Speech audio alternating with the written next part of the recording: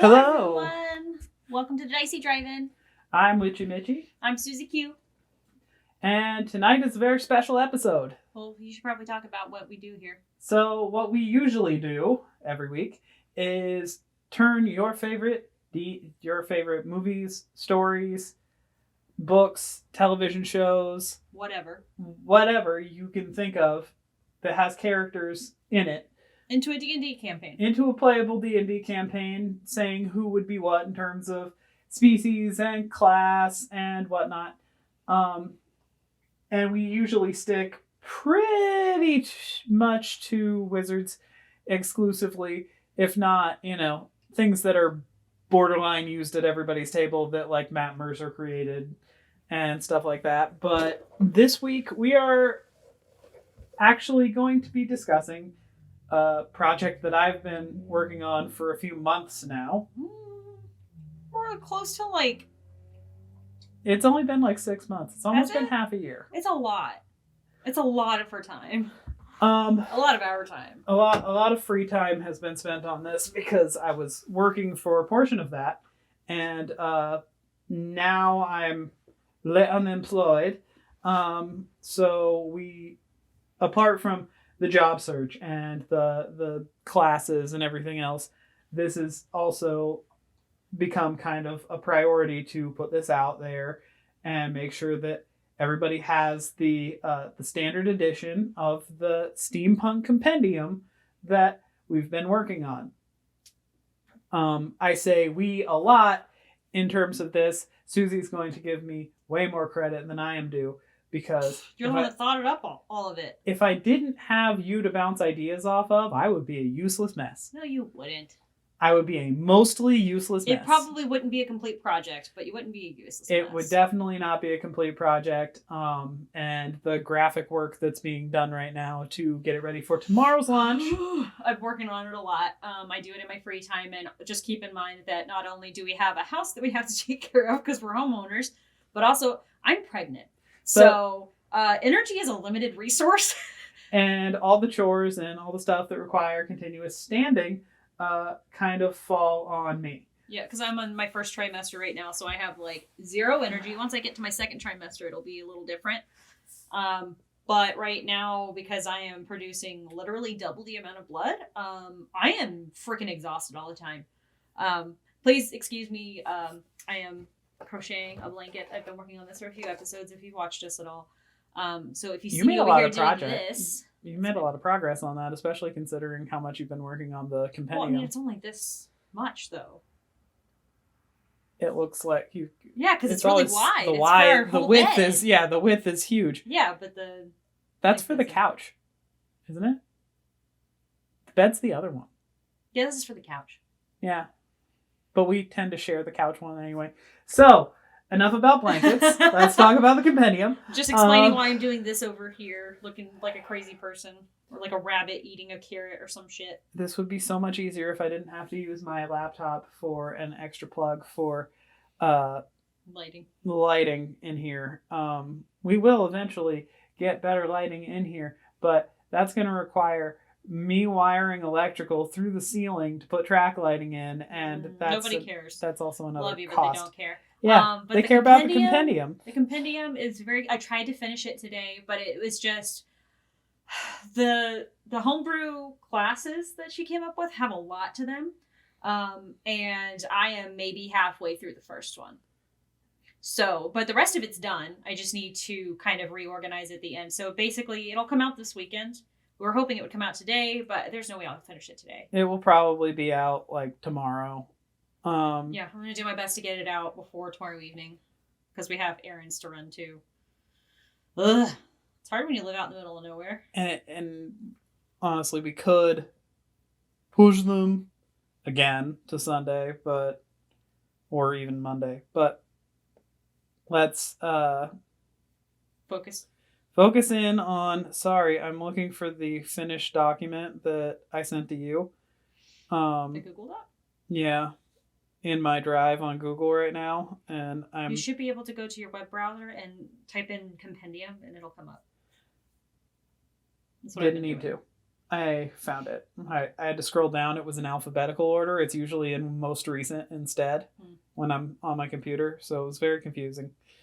Okay, so we're going to do brief little blurbs about every little thing in the compendium because if we spent... Just a little taste. If we spent any longer than a brief little blurb about each one, we'd be here all night. Also, my ADHD does not allow for that. They're like...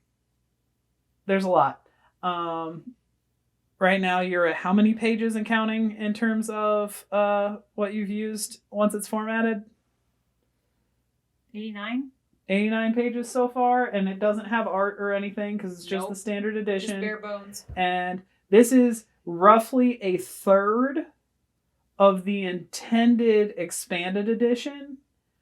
The expanded edition we will have a Kickstarter for.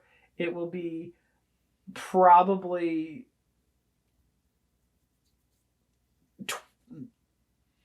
3 times as big, plus an adventure that will be separate from the actual compendium itself, because the compendium is really geared towards players, whereas the adventure module and everything that comes along with that will be geared more towards DMs.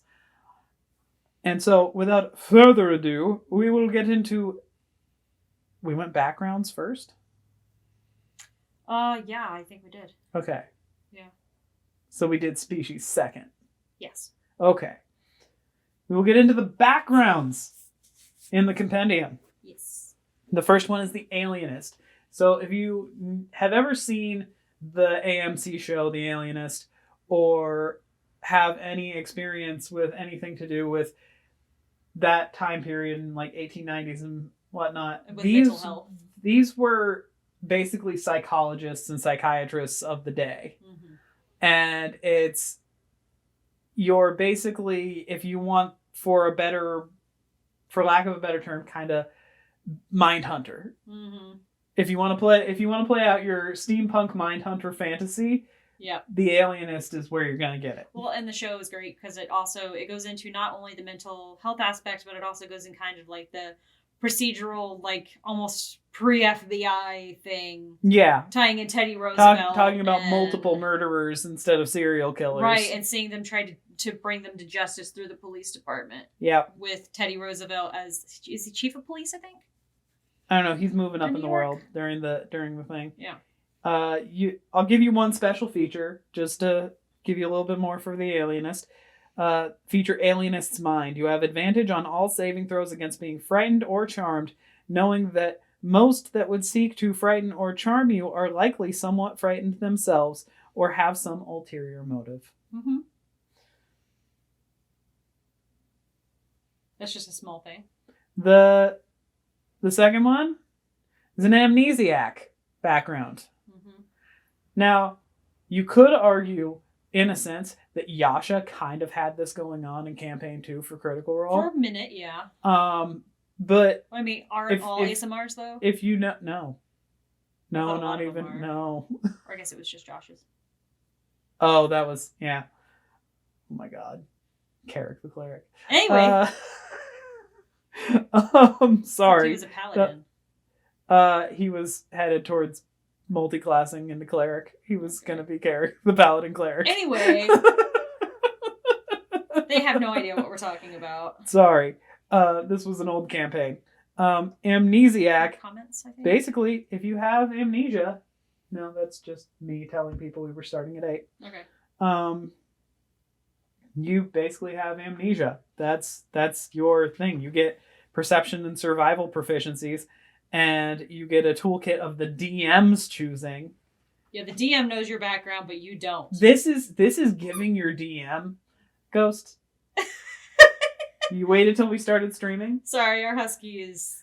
Hi, bud. Silly. Are you coming to see me? Did you squeak that toy? Did you squeak the toy? Are you going to be on the stream now? You going to tell them about the amnesiac? Do you forget? Yeah. Yeah? A little bit. Why don't you go lay down? Your DM will love you for this background because it literally just gives them carte blanche to work your character in whatever way the DM kind of sees fit. in terms of who you used to be. Mm-hmm. So they kind of get to surprise you with it, and you have no idea what's happening, which is kind of fun. Like if you're willing to get out that much control. As someone who DMs and wants to play so badly from everybody, like, that's a great way to tie it into your story. I even in my own story, I would love to play through it. Playing as an amnesiac because, like, I don't want control. Surprise me. Mm-hmm. I'm along for the ride when I'm playing D&D. We like twists and turns. I do love a twist. Next one, everyone loves a bartender. In an age where drink is outlawed, as it is in the age of Steam. Okay, you keep performing. We have a bard here.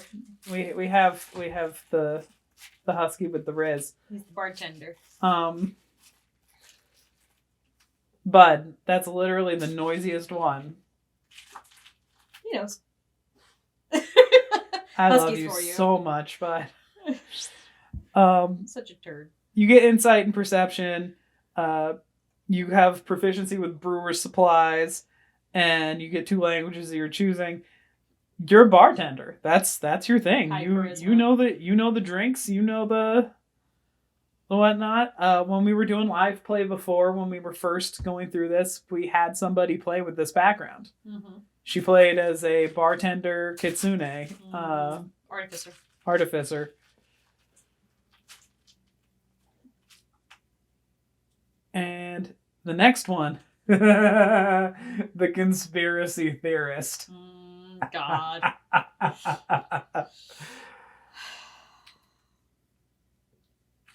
Is the king secretly an evil chromatic dragon? Who knows? You know, because you believe. Basically, you get to mess with everybody's minds. You get to try to gaslight some people. You get to ask the hard-hitting questions about the conspiracy you are convinced exists. Maybe it does. Maybe it doesn't. Ask your DM. Will your DM tell you? Probably not. That would ruin the surprise. Yeah. I'm going to stir things up. The disillusioned. You are basically an escaped cult member. Mm-hmm.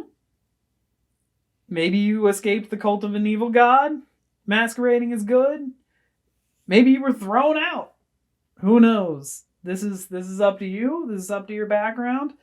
You get insight and survival as your skill proficiencies. You get 1 set of artisan's tools of your choosing, and yeah, you're on your way.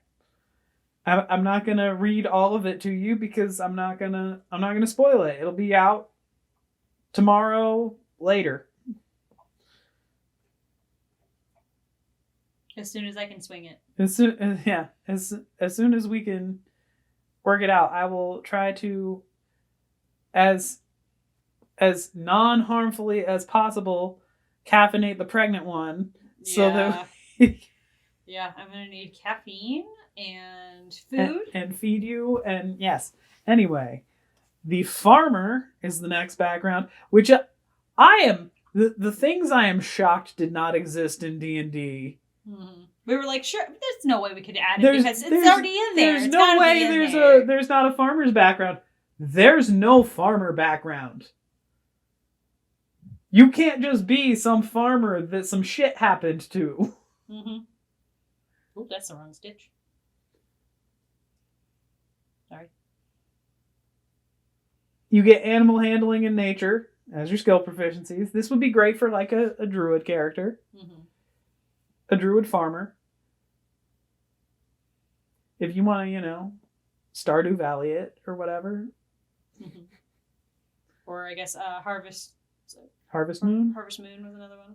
I think Harvest Moon back in the day was like you were like a farm kid and then giant insects attacked. Mm-mm. It was a very chill game. It was? And it had like... I don't know. No, I'm thinking of Animal Crossing. Yeah, that's Animal Crossing. Just kidding. No, I think Harvest Moon was the one where you lived on a farm and then giant insects attacked, but you were a kid still, like, so it wasn't like super like horror game or You anything. can do anything about it. The next one that I'm surprised that some vestige of this didn't kind of exist, but like it would be hard to work it into a medieval fantasy setting instead of a steampunk one. A journalist background. This would go great with a Whispers Bard. If you're a journalist and then like you are literally the manipulate The gossip columnist kind of. That's when this first started. Or when gossip columns really started. gatekeep gaslight girl boss.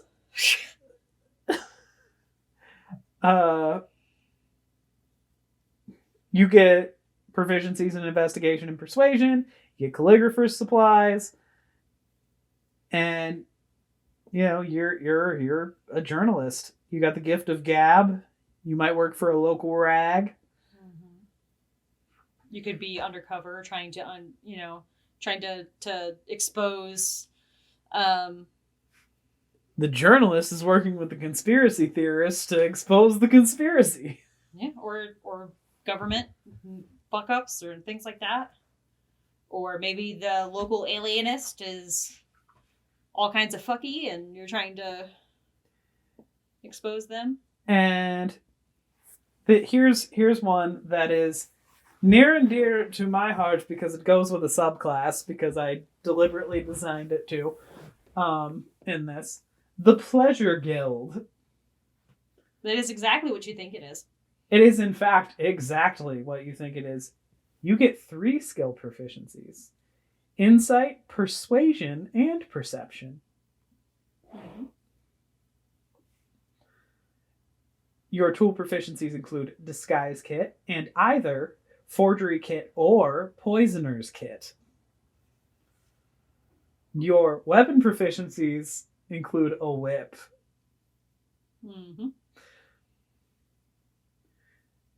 And your equipment, you can get a set of artisan's tools of your choice, 2 sets of clothes, 1 fine, 1 dark, including a dark hood, and a pouch containing a comfortable pair of shackles.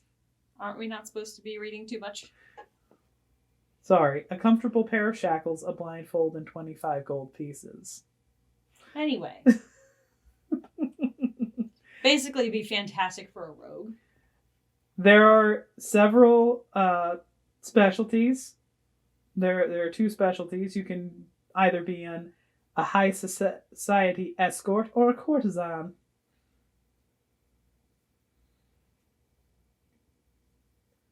And no, they were designed to go with my bard subclass that's coming up that we'll talk about later. It would also, I looked at doing, when I was trying to decide what character to build for a campaign, I considered doing a Pleasure Guild rogue.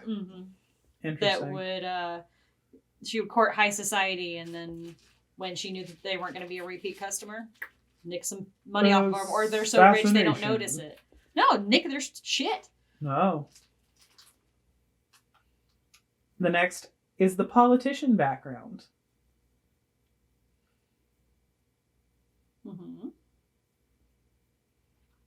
Are you here to play the devil's advocate? Oh, God. Are you here to engage a crowd? Are you here to win a popularity contest? If the answer is yes, you might be a politician. Now, you can also be a rabble rouser, but you also get the feature double speak. You have the ability to speak a lot without saying anything whatsoever. This feature can be used at any time when asked direct questions to avoid giving a direct answer. We're supposed to be only giving one thing. This is the only thing I'm giving. Okay. Or if you wish to serve as a distraction, you may use it then. There's a professor background. Now, this is the most detailed background because there are specialties, and I will list the specialties as the thing we're going to tell you. You can be a medical professor, a linguistics professor, a history professor,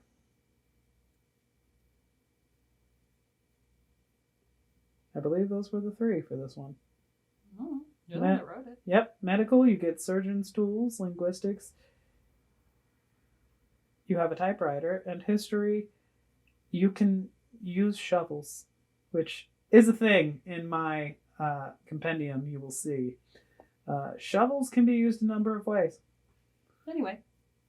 And what I thought was odd that did not exist as a background, as of Ravenloft, and that I have put in here to go with their subclass, because they made the College of Spirits Bard, a spiritualist background. You can see beyond the veil. Do you see dead people? That's you.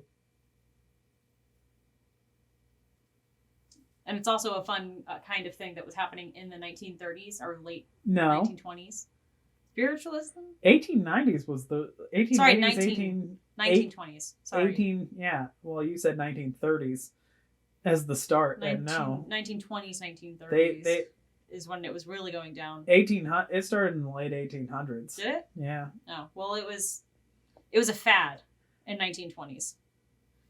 And I believe this might be the final one. Don't quote me yet, because it's been a while since I've actually reviewed my own backgrounds, because I've been doing so much other stuff, both for life and for this compendium.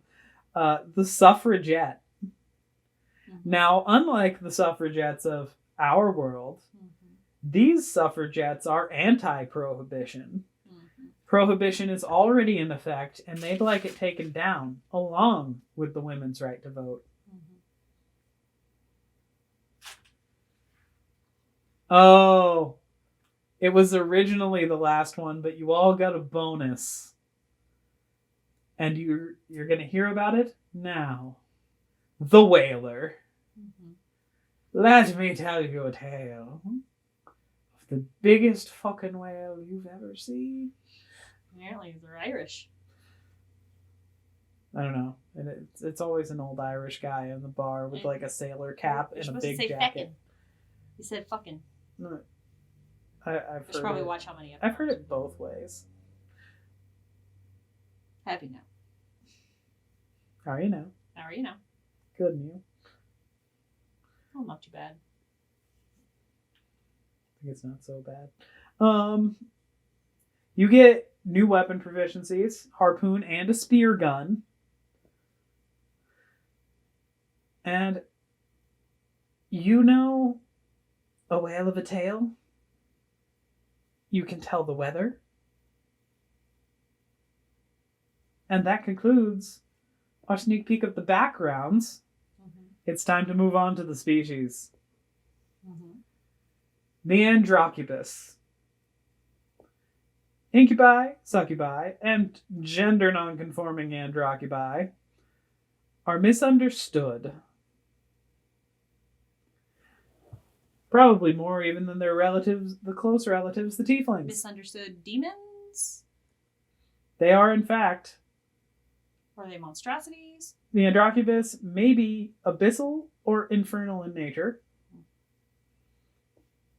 But to their core, the reason that they are on the material plane, rather than in one of the 9 hells, is that despite their obvious lustful nature, they, or their bloodlines, however chaotic or even evil their beliefs and natures, were exiled for their worship of love. They caught feelings. They caught feelings. And they got thrown the fuck out. Don't catch no feelings up in this shit. The next species on our list, the one everyone's clucking about, Had to say it. is the Chanticleer.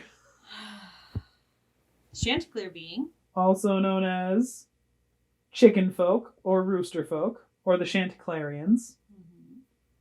They're the semi-flightless relatives of the Aarakocra and Owlin. So, like, imagine the minstrel from Disney's Robin Hood, and you got a Chanticleer. Yes, in a medieval setting. Mm-hmm. I want to see a Chanticleer monk. So it can be like it can be like John Hedder's Way of the Duck monk in Vox Machina, except this one would be Way of the Chicken. No. No? Exclusively lower body hits. The kickin' chicken. Oh my god. Spicy chicken legs.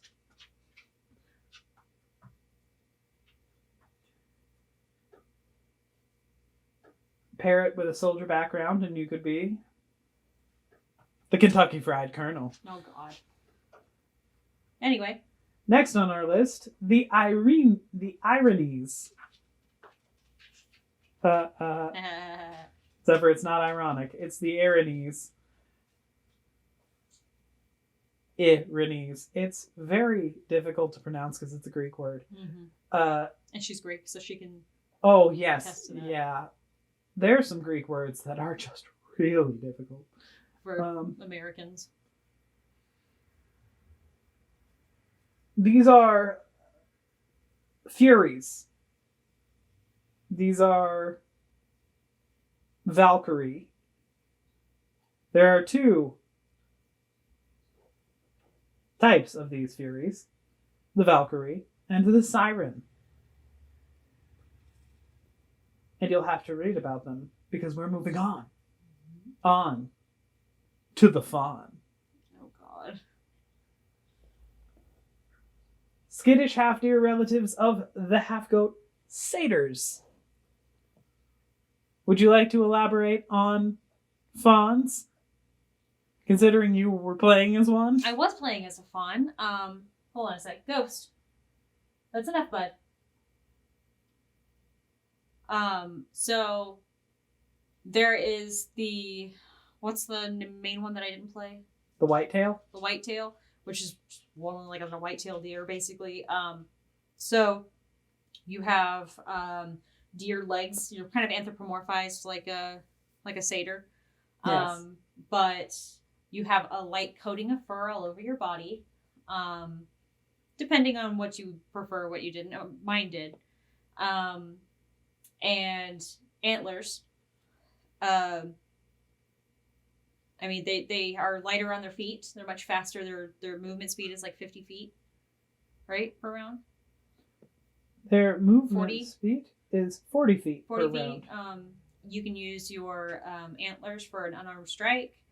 Your hearing is super sharp. And I chose the Snoffus, which is basically an Arctic kind of breed of deer. So you're more white. Snoffus is a mythological Right. Arctic deer. Yeah, that's what I'm saying. Like, yes. But this is what it is, though. It's yes. an Arctic deer, basically. And you are not immune. Is it immune? More of an all white. It's from slipping on ice. Your movement speed is not impeded, and you run no risk of slipping and falling. Yeah. But I was a white Snoffus. Yes. And with that, we move to Jinx, where are you? Because we're moving on to the gremlin. Oh, yeah. When our cat, she's a little teeny tiny black cat. She's fully grown, but she's very small. And when she decides to have her zoomies, we call it, or whenever she wants to be pet. And she stands on her back legs. She stands on her back legs and holds her arms out and spreads out all her little toes and goes, we call it gremlin. Full gremlin mode. Full gremlin mode. So, Jinx, this one's for you. Sprightly gunmetal skinned folk with large ears and very little body hair. Males typically shave their heads to remain slick enough to slip between gears to make repairs. You are a mechanically inclined who-is kid. Gesundheit?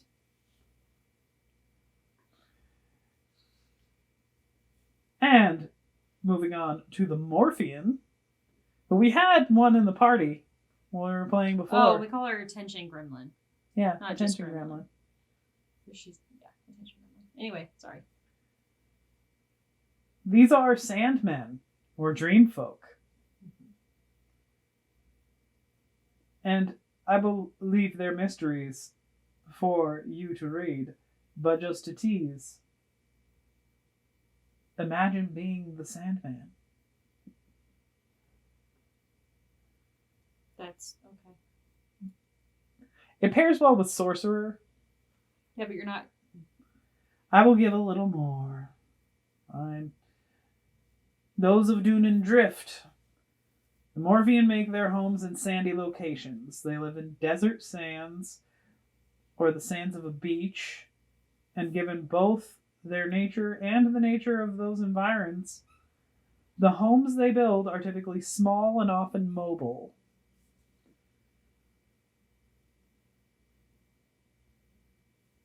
Their skin is reminiscent of the sands from which they sprung, varying from coarse as the sand itself to smooth as glass, especially those who have been in intense heat or struck by lightning.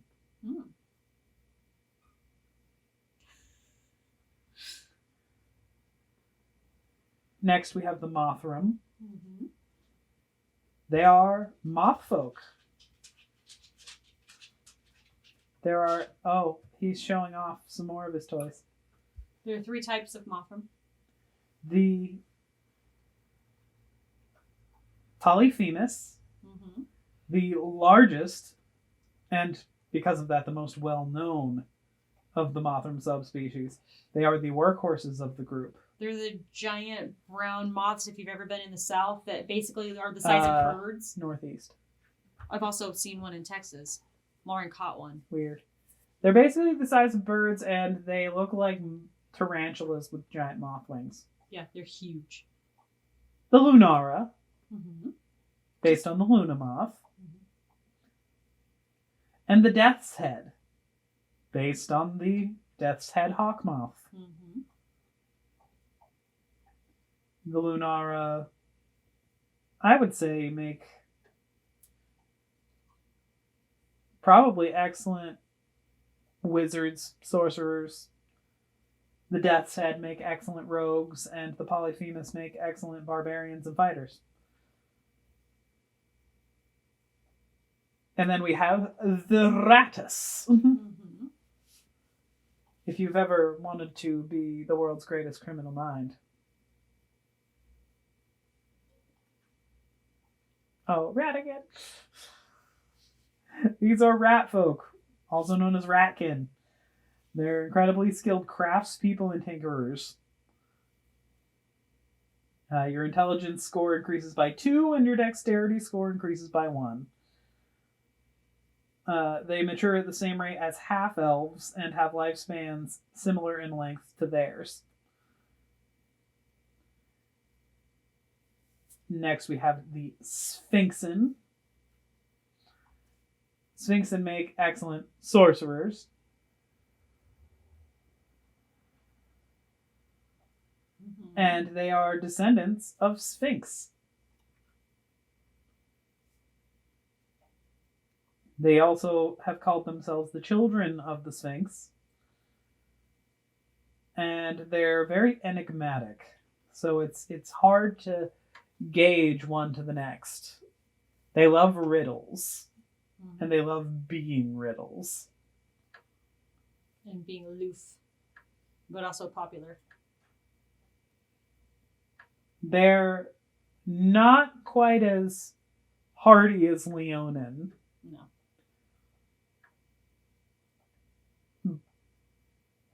They're more geared towards magic and mystery. The Spindlefolk often dwell in darkness due to mistrust by general society. However, these people are commonly simple menders and weavers, a mistrust based solely on their appearance, driving them into exile. Some even turn to dark magic out of necessity, but some dedicate their lives to serving Elistray, or even the Traveler. Spindlefolk are as varied as species as they come. Some look like centaurs with the body of a spider trailing from the torso of a humanoid creature. And some resemble humans, but with fibrous, hairy arms, 8 eyes, and fangs. Some choose to hide all but one set of eyes below simple hats, or their hair, or woven turbans. Some are kind. Some are very wary of society that is unjustly wary of them. Mm-hmm. And then we have the Volpentine. Mm-hmm. They are distant relatives of giant foxes of the Fey realm. Volpentine come in varying degrees of fox-like appearance and different abilities. One being the fox heads, literally having the head of a fox and sometimes the tail of a fox. Mm-hmm. They are stronger and more charismatic. And the kitsune, having the ears of a fox Mm-hmm. and the tail of a fox. They are more dexterous and more wise. Mm-hmm. And now the moment that some of you have been waiting for, but not all of you. All of you will be waiting until the end for the actual new classes. These are the character subclasses, of which I am very, very proud. And you can tear me apart in the comments for being proud of them. She welcomes it. No, honestly, I will actually go back and look at rebalancing if people have honest criticism. And that will probably make it into the extended edition with more balanced versions of each subclass. But We welcome critique. I think I did a Constructive critique. pretty good job of reskinning the math on this. The Path of the Severed Mind Barbarian. Mm-hmm. Do you want to be Dr. Jekyll or Mr. Hyde? Or both. This will give you your incredible hulking fantasy. You must learn to harness both sides of your personality in a barbarian subclass where intelligence is an important Factor. ability. Mm-hmm.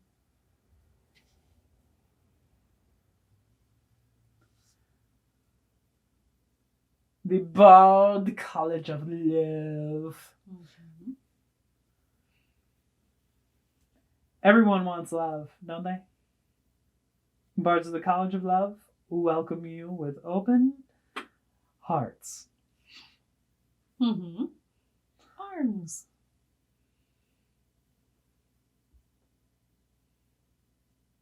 With a sensuous sigh in the ear, a lip bitten at just the right moment, these masters of the arts of love, seduction, and often pleasures of the flesh will charm the pants right off of you. And with it, the truth you try so hard to keep hidden.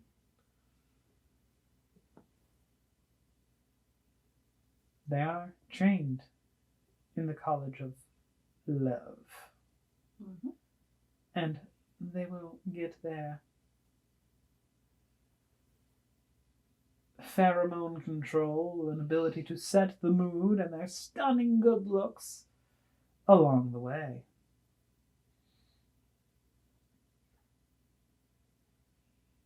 The Pulse Domain Cleric. Mm-hmm. Have you ever wanted to do a shitload of force damage? As a cleric. Have you ever wanted to basically make a bubble of force to protect your allies and heal them at the same time. Kind of like Violet from The Incredibles. Somewhere between Violet from The Incredibles and a Jedi and Lucio. That's who I'm looking for from Overwatch. Mm-hmm. Lucio from the Froggy DJ guy.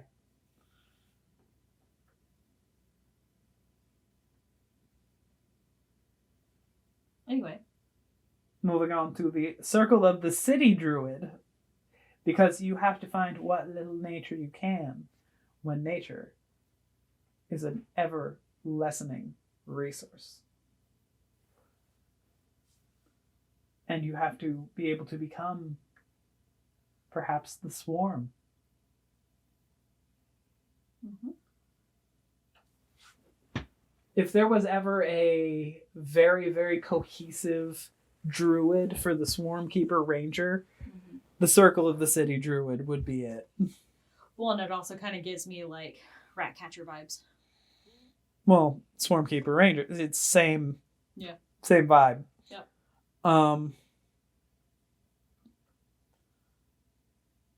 Our fighter, the Escapist. Have you basically never wanted to be grappled ever?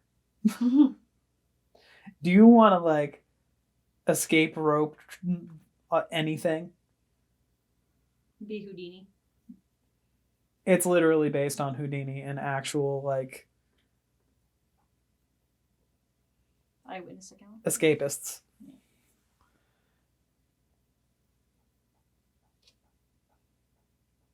Mm-hmm. That is what we will give you with that one, because otherwise we're just going to be reading all the knots. Yep. You get magical knots. How's that? You get some magical knots and ways to escape knots. Monk, Way of the Fisticuff. You want to Irish slap box a monk? Or as a monk? You literally get fisticuff techniques. And instead of a flurry of blows, you receive a flourish.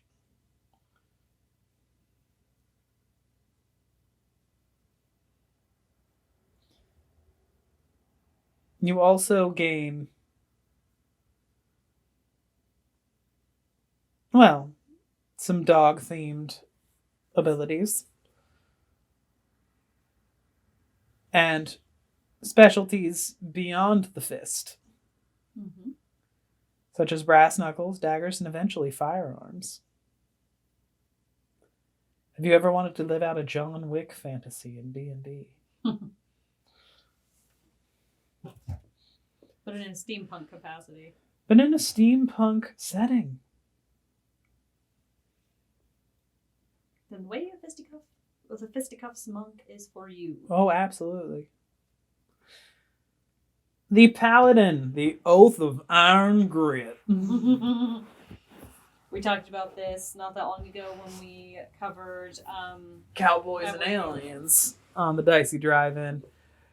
In fact, she read the entire I did read the tenets of Iron Grit. If you want to read you want the tenets again before tomorrow, go back and watch our Cowboys and Aliens episode in the VOD. We'll be putting these up on YouTube probably at some point this weekend as well. We are doing a massive overhaul, and it has to do with the fact that we just got a new computer set up. It's a whole thing. And I'm gonna get back into the YouTube swing of things. We're just be patient with us. We're working on it. This is not our full-time job nor our part-time job. If you want it to be, let us know and we'll start a Patreon. Yes.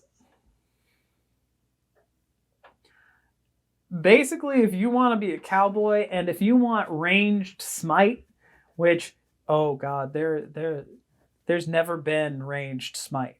Like, no subclass of paladin ever wants to give you ranged smite. You get ranged smite here. You can shoot people and smite them as you do so. Mm-hmm.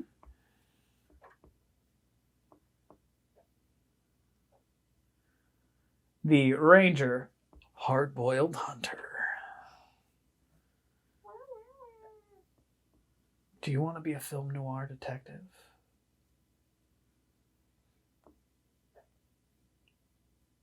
No, literally, that's what this subclass is. You basically are a film noir detective. Mm-hmm. You want to be Dick Tracy, but a ranger because you have steam-powered bows. Gotham by Gaslight. Straight up Gotham by Gaslight style. Because, I mean, he did have gadgets and shit. Yeah. Do you want to know the city? Inside and out? You want to experience the thrill of the chase? Be up all night? Live by that hard moxie? Eventually be a human lie detector? Well, then let me just tell you. You want to be the hard-boiled hunter ranger.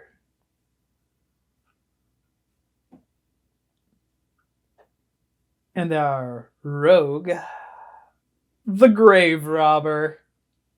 Mm-hmm. This is the fun subclass. Ever wanted to dig up some dead people? Take all their valuables? Maybe sell their corpse to a university? For money? For the money? Please. Do you want to hit people with shovels? And let's be real, this was kind of inspired by Cabinet of Curiosities on Netflix from Guillermo del Toro. A little bit of that and a little bit of Burke and Hare, which I think they were inspired by. Yeah. Which is, if you aren't aware of what that's about, you should go watch or listen to Lore. You can watch it on Aaron Amazon Mankey, Prime. Fellow Massachusetts resident. Yeah. He does a podcast, and his podcast was made into a show for a few seasons on Amazon Prime. And it talks about this this crazy history that you really should look into. It's fun to listen to. Also, y'all, like, if they've heard of us, they've heard of Aaron Mankey, and they've heard of Lore. If they haven't heard of Aaron Mankey, they need to wake up. They haven't been on anything that has a podcast on it. Mm-hmm. There were 2 seasons of an Amazon Prime show made out of the podcast before it got nixed. Mm-hmm. I don't think it should have been. But. No, what I think should have happened is they should have stuck more with the format of season 1. Season 2 got a little overly ambitious. I liked it more. It was too dramatized. It wasn't. Whereas season 1 was more informative than it was dramatized. Give me the drama. Save the drama for your mama. She's a saint.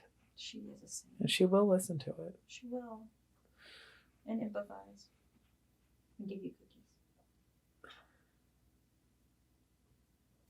Or teach me how to make peach cobbler. Mm-hmm. Some good peach cobbler. And the sorcerer, we have the Sphinxan bloodline. Didn't I tell you the Sphinxan made good sorcerers? Mm-hmm. Your innate magic comes from Sphinxan magic that was mingled with your blood or that of your ancestors. Most often, sorcerers with this origin either trace their descent back to a particular sphinx or to a cursed sorcerer who ran afoul of a sphinx's riddle. Mm. Granting the boon of power to their bloodline, but also a sphinx's bargain, a kind of deal that their bloodline would serve the sphinx's noble cause.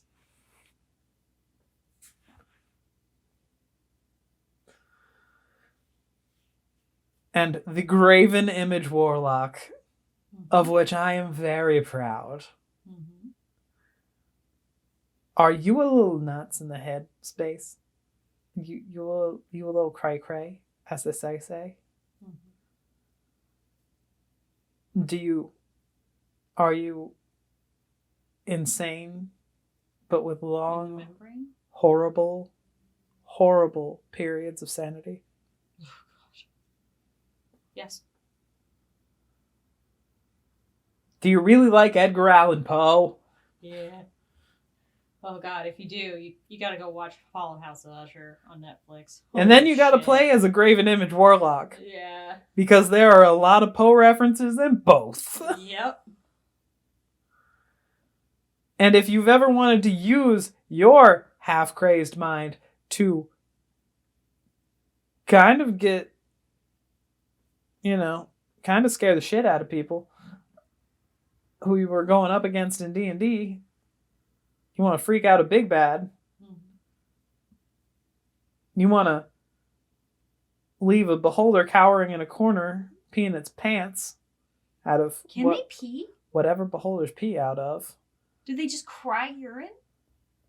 I wonder if their mouths are like starfish mouths. They like half digest and then blah.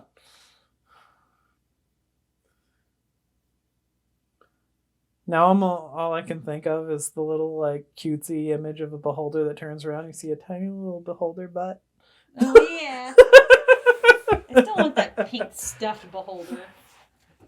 So cute.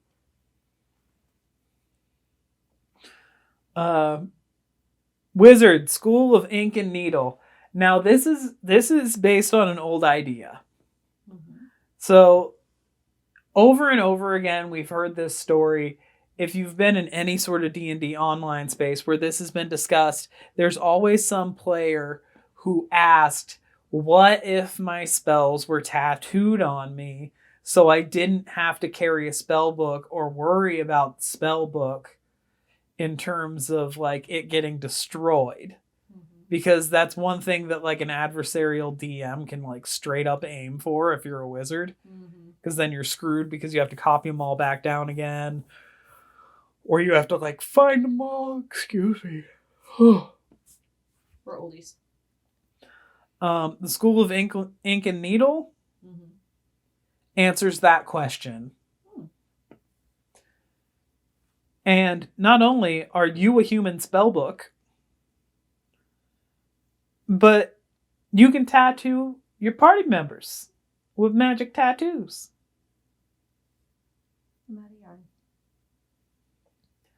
And yarn roll, please. We've arrived at classes. Yeah! The 2 new classes and each of the 3 subclasses being released with this standard edition compendium. First up is the Psychoniclast. Usually maligned by gods for their rejection of usurious and abusive relationships, preferring instead to seek self-empowerment and peace of mind, these are the students of the various schools of the psychic plane, a setting which will be in the expanded edition.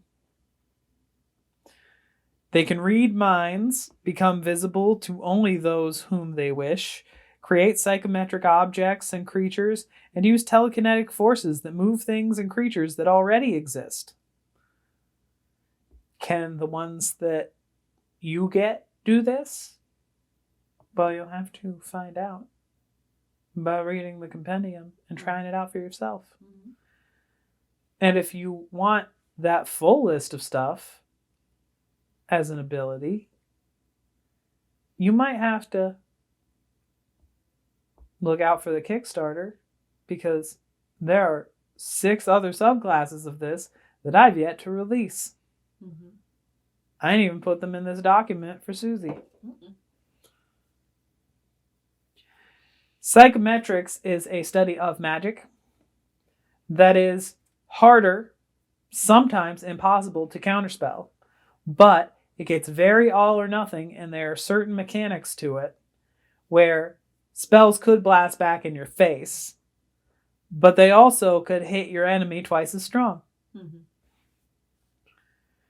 So if you want a very, very, very all or nothing caster class,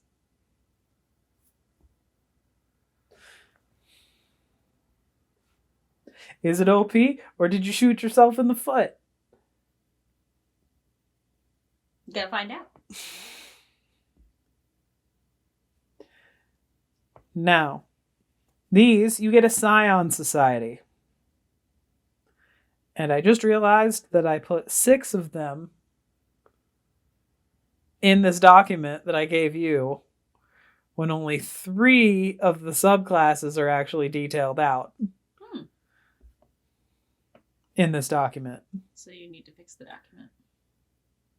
Yeah, we just need to take 3 off of the list. But the subclasses that you will get in the standard edition, as promised in all of my YouTube videos, you will get a witch subclass. Yeah. The Black Hat Society. Known to most as witches or hex witches, the Black Hat Society serves no gods and no masters. They adhere to the respect of others until disrespected. They adhere to doing no harm until harm is done to them. They do not start fights, but they routinely finish them. This has garnered them a reputation as nasty folk. Society tends to shun them through only the fault of their need to balance the scales. Vengeful though they may be, the Black Hat Society value community, tradition, and celebrate at most of the traditional festivals. But instead of paying respect to this god or that for good fortune or a bountiful harvest, hex witches greet those they refer to as the so-called gods of the multiverse on equal footing, joining the revelry of their communities for the sake of a traditionally good time. Some have even been known to make deals, though it is rare, and they never give more than they receive, knowing to read the fine print of any contract more thoroughly than those who follow other life paths. Good business is just good business. Starting at level 1, you get coven mates. They are in your coven and they will help you wherever you are, and you learn how to recognize each other. You get a focused familiar, a corvid, who you may command to be a messenger. So what's a command corvid? To attack. A corvid may be ravens, crows, magpies, blue jays, or virtually any kind of jay.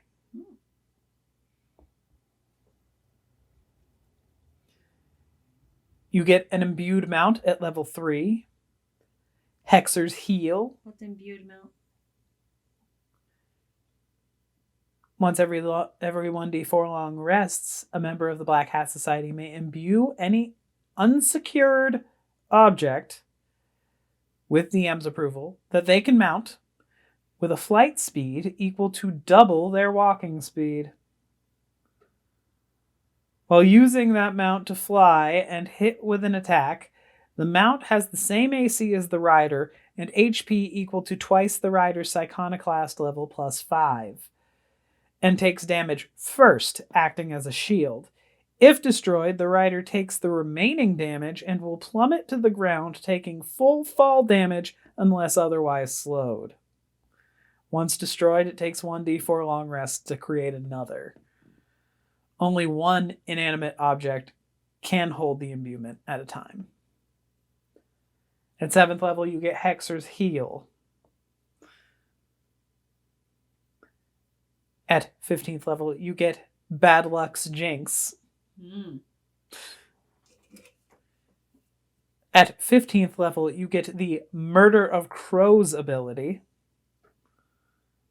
At 18th level, you get the Dark Grimoire. And at 18th level, you get Murder Spree, meaning you may now use your Murder of Crows ability a number of times equal to twice your proficiency bonus per long rest, rather than 66 necrotic damage, and now it deals 6d8 necrotic damage. Next, the Brimstone Society. Nothing exceeds quite like extreme intemperance. A hedonistic group founded by Sir Dashus Francewood. The Brimstone Society also referred to as the Knights of Westwick's Combe, a land formation that looked like the comb of a lauded chanticleer named Westwick. Can you hold just a second? By the way, for those of you who might be a little bit lost, this is inspired by the real life Hellfire Club. Yes. Thanks. Founded by Sir Francis Dashwood, whereas this is founded by Sir Dashus Francewood. Because she's original. She's cheeky. Right, little girl? And instead of Westwick's Combe, they were in West Wickham. Mm-hmm. And so, but it looked like a land formation that looked like the comb of a lauded chanticleer named Westwick, of whom Francewood himself was a descendant. Mm. So, yes, this club was founded by a chanticleer. These intense revelers are known to have clubs throughout the material plane. Your connection to sin and vice is astounding, and you take the idea of adhering to worshipping no gods and serving no masters other than yourself to a glorious degree. At level 1, you can find houses of excess in almost any major city. You gain a lustful presence, you rakish bastard. At 3rd level, you gain pride's passion and vainglory's vibrance. At 7th level, you gain sloth's embrace and glutton's gullet. At 15th level, the grass is always greener on the other side of the hill. You gain green with envy and an eye of avarice. At 18th level, you gain retaliatory wrath. And finally, the last society, the last Scion society we will cover before moving on to the next class, the Hermetic Society. Founded by Lady Lucy Ascalon, whose excavation of the tomb of the Dracian king uncovered numerous intensely powerful magical artifacts, the fully named Hermetic Society of Historical Knowledge and Preservation. Sorry, I heard the cat. Has spawned numerous adventurers in lands far and wide with a passion for not only uncovering the vast knowledge of millennia upon millennia, but preserving it safe and sound behind museum glass, usually in its native lands, though some pieces that are deemed too historically important and declared to belong to the world circulate exhibits. Between the general public's entrance fee to explore these artifacts and various donations, grants can be written for new explorations and excavations. Hermetic clubs are also known to contain various artifacts that are gifted from club to club throughout the world, typically when one adventurer participates in a major archaeological find, and are allowed to relocate minor ephemera from that dig to their club of origin. There have been some rumors of some members using the clubs for minor levels of smuggling, but nothing has ever been proven, and the clubs themselves are generally seen as places of high esteem and culture in the cities where they are located. You gain access to a museum and library network. You gain the librarian's hush, where at level 1 you may cast silence a number of times equal to your proficiency bonus per long rest without expending a spell slot. You become a speed reader, doing research in the Hermetic Club's collection, and read at twice the speed of others. At level 1, you also gain whip grip. The glove is trained in swinging, traversal, and moving around tombs at level 1. You gain the ability to grapple enemies and objects within reach while wielding a whip, adding your proficiency bonus on each attempt or contested roll, and you may also use a whip to swing from sturdy protrusions, branches, and other things at your DM's discretion. Basically, if you want to be Indiana Jones in D&D, this subclass is almost deliberately designed for that. My ADHDs. You gain a keen eye, a cool head, a bonus proficiency with firearms, a discerning ear, the professor's perfect frankness. You gain horse sense, which is not sensing horses. No. You gain an aura of wisdom, and at 18th level, you gain long overdue. You've seen the funerary rites of the ancients, you have studied these old ways, and you know how to tell someone that they have been here for far too long. The librarian in you wishes to collect the overdue fee for a number of turns equal to your proficiency modifier, and as long as you are maintaining concentration on this ability, point at one creature within eyesight, no cover permitted. An ethereal book opens before you, listing that creature's name as it would appear in your native language. That creature must succeed on a wisdom saving throw equal to your spell casting DC, or suffer 1d6 necrotic damage per round for the duration to living creatures and 1d8 radiant damage to undead, as they are far more overdue than the living. The creature's max HP is also reduced by that number until they can achieve a long rest. At level 20, you not only gain this HP, but you also add it to your pool of temporary hit points, even if you're at maximum. And finally, the thing that brings the most steampunkness to this entire endeavor, the Steam Splicer. Hanging by her own mechanical whip from a gargoyle, a drow uses her bomb of hideous laughing gas to stop a murderer from claiming another victim. She can see him clearly, despite the gas seemingly blinding everything in its vicinity. As he doubles over, still trying to inch forward, she climbs back up and adjusts the length of her mechanical whip. With a flash of its blades, the whip sinks in, grappling the killer and hoisting him up and away from his potential victim. A gnome lobs their single tinkered grenade over a wall, counting 1, 2, and on 3 the big boom comes in a shower of clockwork and flame. Literal finger guns blazing, they burst forward through the smoke and chaos, aided by the only member of their party not captured by the heads of a racketeering clan. A human gives his mightiest roar, pistons churning as he rises from the floor. That first hit was a cheap shot, and now his bludgeoning metal fists will respond with steam-assisted force and fury.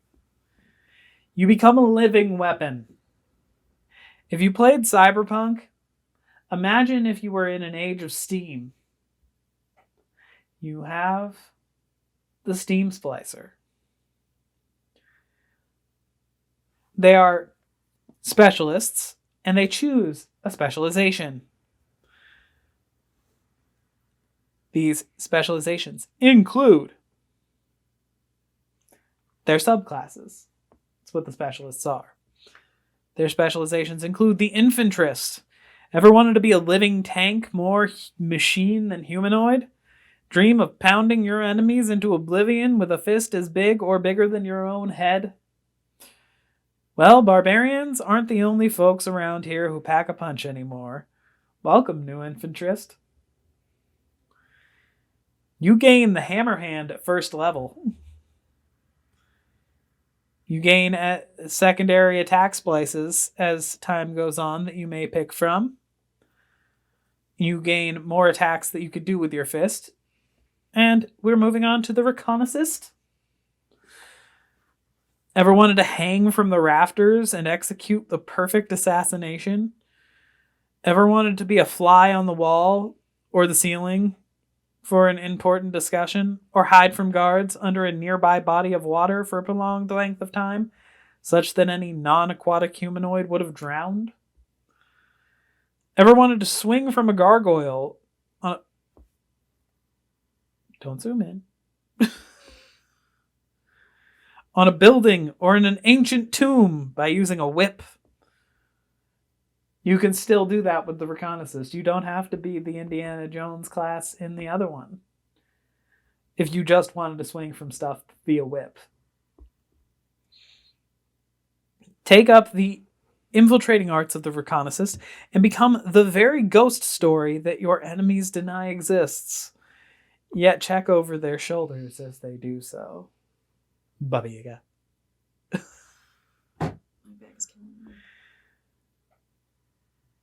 You can become a bladed tornado, swinging 2 arm whips, bladed arm whips around in circles.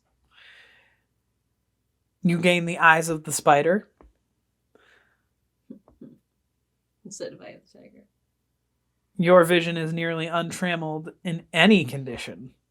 On what? What? What in any condition? Untrammeled. Untrammeled. Untrammeled. It is a word. What does that mean? Unimpeded. Okay. I didn't know. You're immune from being blinded and can see in both pitch darkness and magical darkness as if in dim light. Mm-hmm. And you get, at 11th level, stiletto climbers. Which are piercing heels. That's exactly what it sounds like.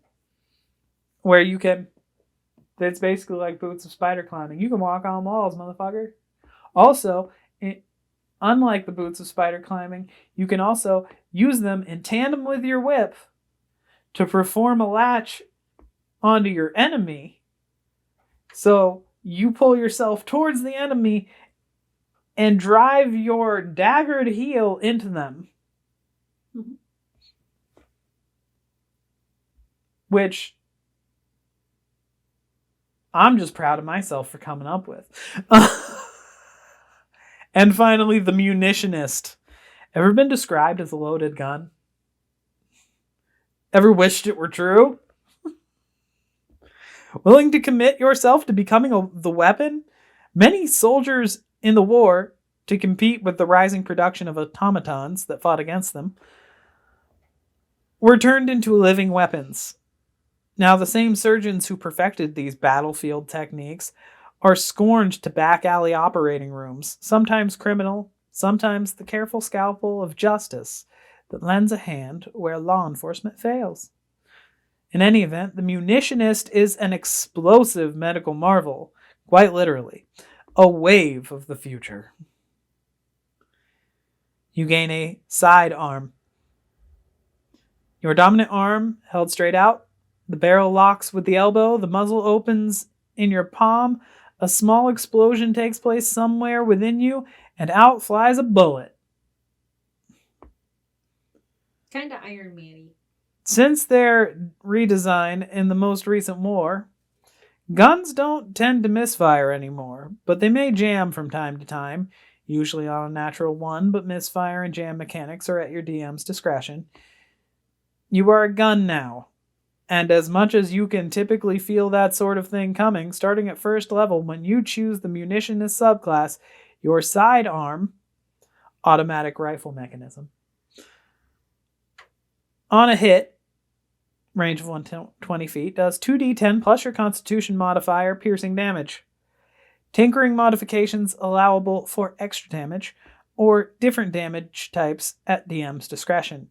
You may tinker your bullets from acquired materials, or you may purchase them for 3 gold pieces per 25 rounds. Tinkering checks for acquired materials typically result in bullets being made at a lower price, and never more than 3 gold pieces worth of materials per 25 rounds, also at your DM's discretion.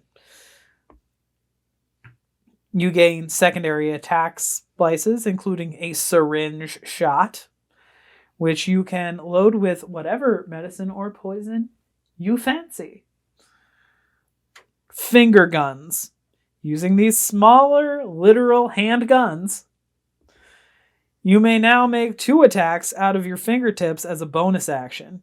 Each shot on a hit deals 1d6 piercing damage. Cost of ammunition for this gun comes to 2 gold pieces per 25 bullets. And you may get a wrist flamethrower. It's literally a flamethrower on your wrist. Mm-hmm. You gain the Deadeye Power Splice. You gain Explosive Craft, which means you can craft grenades.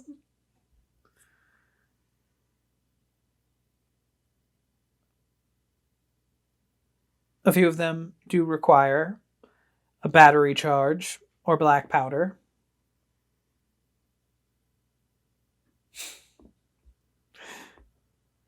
And you gain the Movement Splice at 11th level.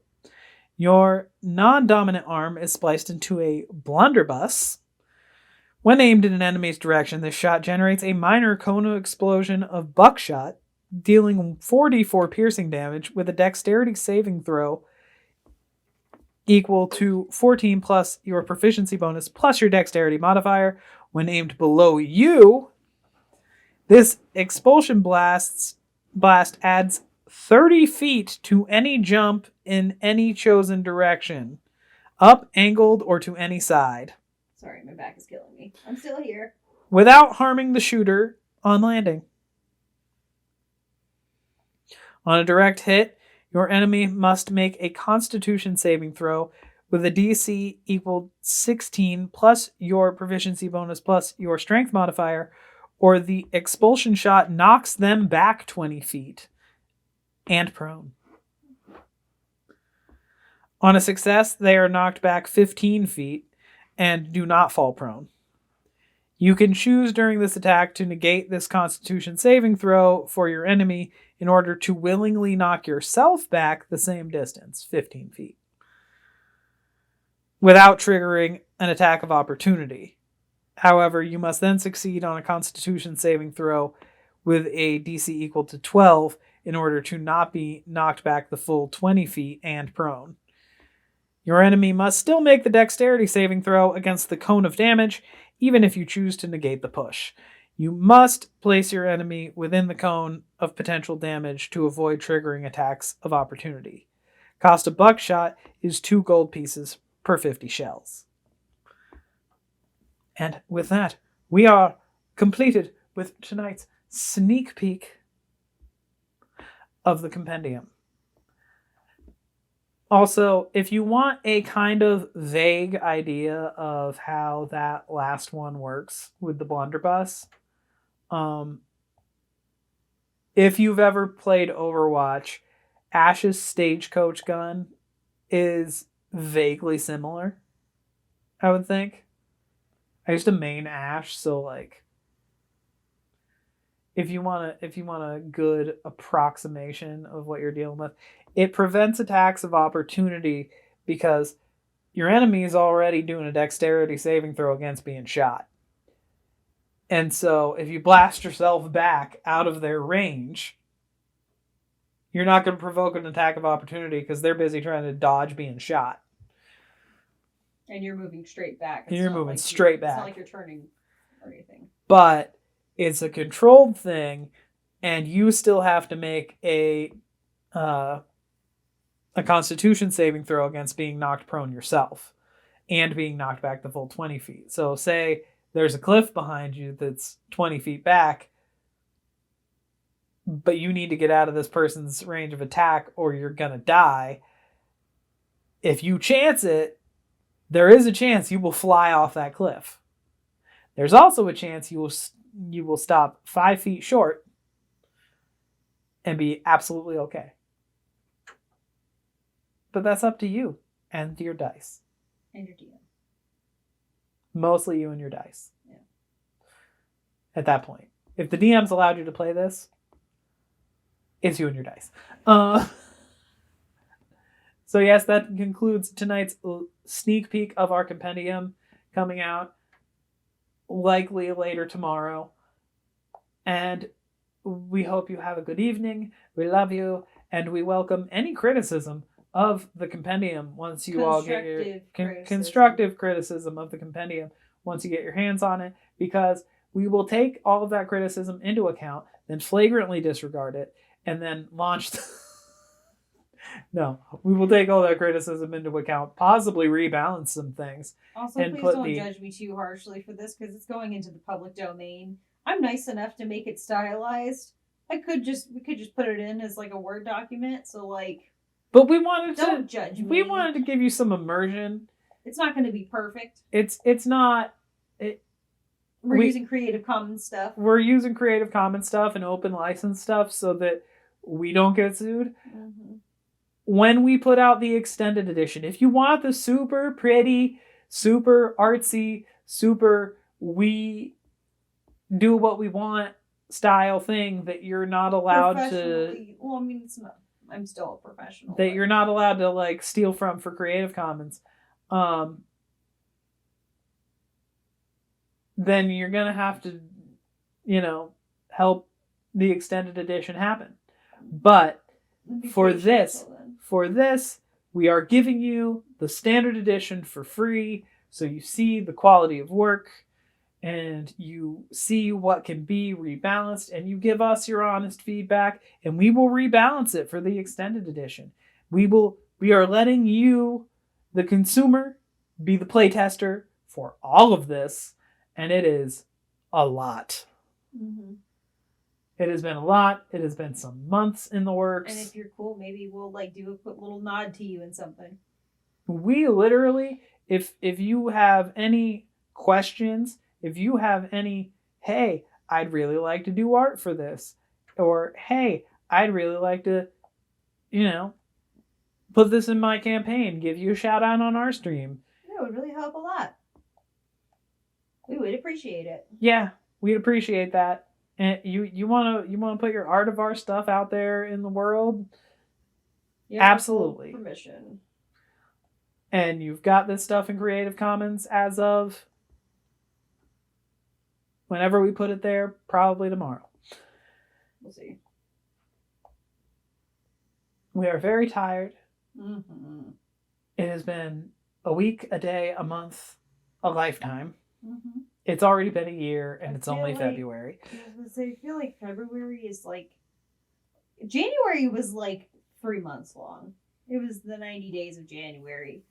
February has been going a little bit faster than January, but like going at standard rate is still kind of...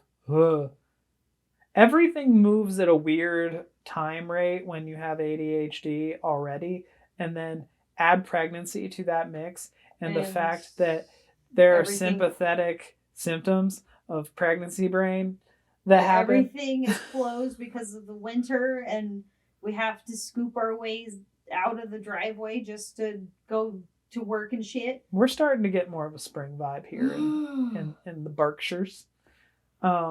It's starting to warm up just a tiny bit. Fingers crossed that it keeps that way and it stays. I want a nice even spring that like lasts for a hot minute before it gets into any like summer temps. I want like 40s and 50s can just like stay, and I'll open the windows. The sun can beat on the house and make it like 70 with the windows shut, but you open the windows and it's like in the 60s in here, and it's like that 65. It's a nice comfortable 65 in here. That'd be so good for months of spring. That's what I want. That's the ideal. That's the ideal. We are talking about weather now, so we are going to let you go. Yeah. We love you. Have a good evening. Thanks for tuning in. Thank you for tuning in, and have fun with the compendium when we do release it. Yeah. Have a good evening. Good night. Good night. Goodbye.